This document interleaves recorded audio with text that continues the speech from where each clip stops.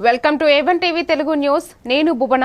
Details చూద్దాం. మన్యం జిల్లా పార్వతీపురంలో చిన్నపిల్లల మహిళలపై నేరాలు తగ్గుముఖం పట్టాయి. జిల్లా ఎస్పీ మాధవరెడ్డి మీడియా సమావేశంలో తెలిపారు.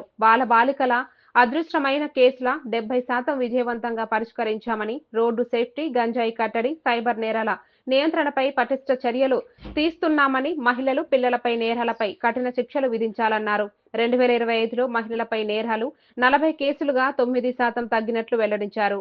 ఎన్ఫోర్స్మెంట్ అనేది కఠినంగా వ్యవహరిస్తున్న దృష్ట్యా ఎక్సైజ్ ఐడిఆర్ యాక్ట్ అనేది ఆల్మోస్ట్ తగ్గుముఖం పడుతుంది. దీంతో పాటు మన ఎక్సైజ్ డిపార్ట్మెంట్ నవోదయం 2 భాగంగా ఈ కంటిన్యూస్గా నిఘా పెట్టడం వల్ల మనకి భారీగా ఈ ఐడిఆర్ యాక్ట్ అనేది కేసెస్ కూడా తగ్గుముఖం పడ్డాయి. అంటే ఇలిసిట్ లిక్కర్ అనే మినాన్స్ మెల్లిగా తగ్గుతుందని మనం చెప్పుకోవచ్చు.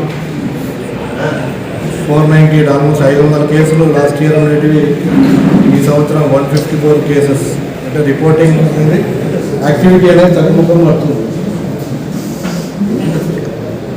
అదేవిధంగా మనకి ఇస్తే 130 కాల్స్ లాస్ట్ ఇయర్ కంటే ఈ ఇయర్ రావడం తగ్గినాయి.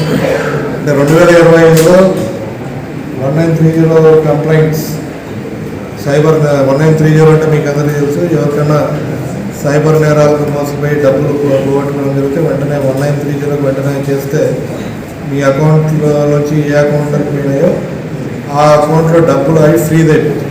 ప్లస్ కంప్లైంట్ అనేది రిజిస్టర్ అయ్యి మాకు వస్తుంది అన్నమాట.